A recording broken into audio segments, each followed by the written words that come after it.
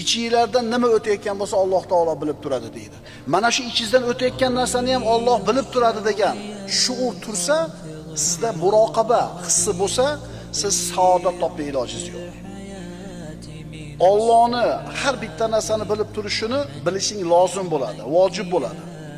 Agar shuni bilsang, Allohga osiy bo'lishdan ehtiyot bo'lasan. Alloh bilan bo'ladigan muomalamizdagi muvaffaqiyatni, yutuqni siri ayni mana shunda.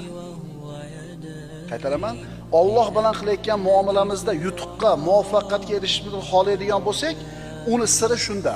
Alloh meni doim ko'rib turadi, doim bilib turadi. Ikkinchi oyat. Astagfirullah. Va kana Allohu ala kulli shay'in raqiba. Alloh barcha narsa ustida kuzatib turguvchi bo'lgan zotdir. Hamma narsani Alloh taolo kuzatib turadi.